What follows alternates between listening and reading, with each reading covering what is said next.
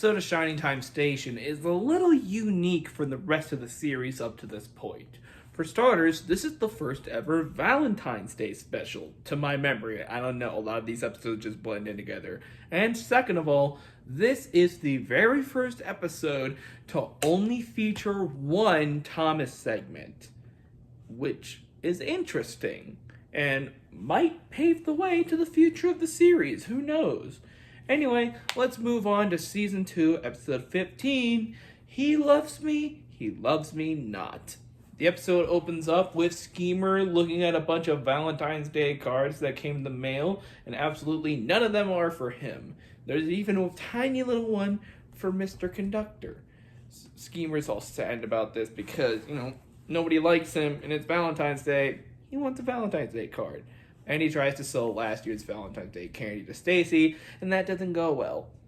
And we get a pretty weak transition to a Thomas segment trying to tie it into the rest of the episode, where Mr. Conductor is talking about the mail train because of all the cards that go in the mail. So that just makes it appropriate for them to do Thomas Percy and the mail train, which, as I said, is the only Thomas segment in the entire episode. There's usually 2 per episode. This time there was only 1, which is a first for the show, and to my knowledge, it won't be the last. So, Mr. Conductor is actually going to be assisting Cupid. He does this every single year, so this year will be no different. Also, we can go ahead and add Cupid to the list of things that exist in the Thomas and Friends universe. As Mr. Conductor poofs away, he leaves behind some magical love dust. And this love dust makes somebody fall in love with the first person they see. And Stacy just so happens to walk through it, and the first person she sees just so happens to be Schemer. So Stacy is now madly in love with Schemer, much to the disgust of the children and the confusion of Schemer, because Schemer is very ignorant to what's going on at first. First, he's just absolutely terrified because Stacy is sexually assaulting him, but is played for laughs because Schemer is a man. Schemer is then asked to play their song at Stacy's request, which is the very first Picture Machine song that we got in quite a while.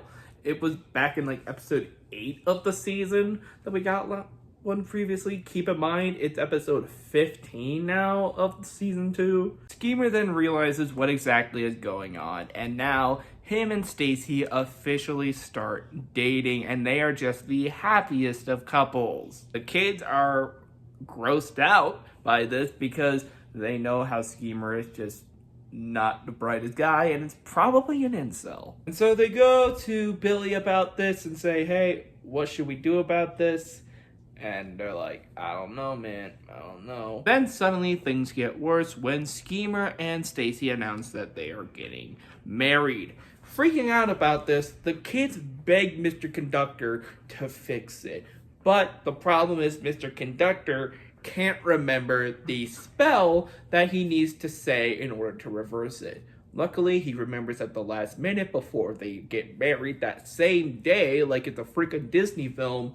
And the spell not only breaks the spell, but it makes everybody forget about it except the kids for some reason. But the episode ends happily with Schemer getting a Valentine's Day card from his mother, and the kids snickering at Stacy because she says that she wouldn't get into a relationship too fast. Oh, and also the band say a love song, and Schemer sings a bad song. This episode was actually kind of fun.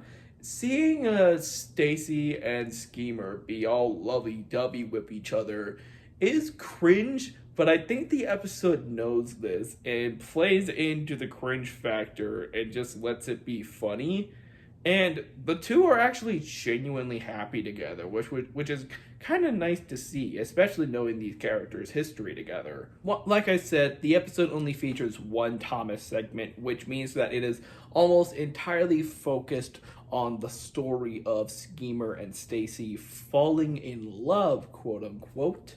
So this might be a hint on what's to come for the show's future, because I did do some research ahead of time, and there are indeed more episodes that only feature one Thomas and Friends segment throughout the entire episode, but there are significantly less episodes to feature picture machine segments, so we'll see what the future has in store for Shiny Time Station. But either way, I enjoyed this episode.